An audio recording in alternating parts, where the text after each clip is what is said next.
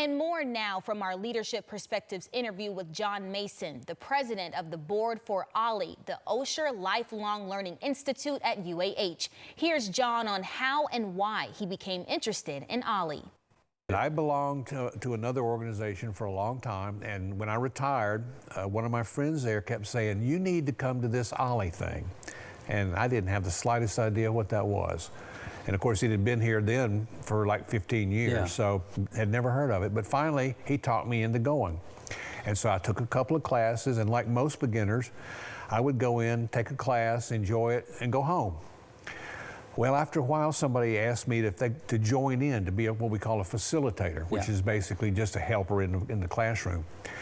And found that the more I got involved, the more I enjoyed the process. And so it went from there then to volunteering to teach a course, and then from volunteering to serve as a committee member, and on till I got to where I am today. So it's we like to say that if we can ever get your toe in the quicksand, we got you, you know. Okay, but and so just so people don't think it's as well, it is casual in one way. It is. But like you told me you were teaching a course, and that it takes you about a week to prepare for an hour and a half, and this course is 6 weeks. So that's 6 weeks of work for you. Is that the kind of dedication most teachers have? From the classes that I've experienced, I think probably so. And I think a lot of people who are experts in the field. We have a particle physicist, for example. Yeah, I was going to say you can't really pick that up. You don't learn that by looking at the magazine. But he has taught several advanced physics courses and makes them seem accessible to the average man or average woman. So it's it's a lot of work to prepare one. I like to use slides. I do a PowerPoint presentation so that I can try to get other senses involved in the process.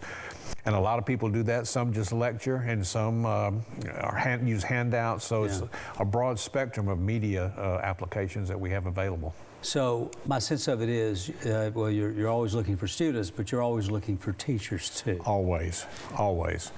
And always looking for new subjects too, because we have the same ones over and over again. And so if somebody comes along and says, well, you know, I teach such and such, and we're like, wow, what an opportunity. And here's a whole new area that we can explore. So.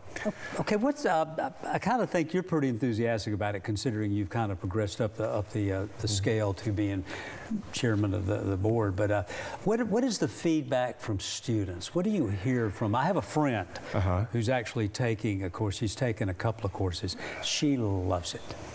But what is the feedback you hear? That seems to be pretty consistent. There are people will, rightfully so, tell us if there's little glitches that we need to fix. Zoom, and you've said how much you enjoyed Zooming things. I think that's not quite the way I put it. I was trying to be tactful, Steve, but you know, we have things that are problematic to some people, and especially to our demographic. Now, these are, wait a minute, very quickly, these are in-person classes. These are mostly in-person classes. Mostly in-person. Mostly in-person. But some Zoom? Some Zoom. For example, we share with Tuscaloosa, University of Alabama at Tuscaloosa, and with Auburn, and we share 3 or 4 classes every term with them. So those are done by Zoom. Expands expands our opportunities. Yeah. So, but by and large, as I said, once we get you in, once you come to take a couple of classes, you come sit in the lounge and have a couple of cups of coffee and talk with us, it's the response is pretty much overwhelmingly positive. People are happy to have the opportunity to do that, happy to go out and see their friends on a weekly basis, and happy to enjoy the educational experience. Okay, say you run into somebody, you're having a conversation, and they would think, well, I don't know if I really, I don't remember college being all that much fun, or something like that. Who is this for? Who are you aiming to bring to these classes? The people that we aim are basically, as you said before, the over 50 retirees. People who are now, maybe their children are gone, they're home, doing a honey-do list just gets overwhelming at the end of the day, and they need something to expand their horizons. More importantly, maybe they're by themselves, so they're lonely, they're missing those old friendships, and it's a chance to get together and fellowship and enjoy new aspects of life. So we just reach out to that community and say, come join our family and be a part. Yeah, you said you thought the social interaction and the learning something with other people is maybe more important than any other aspect.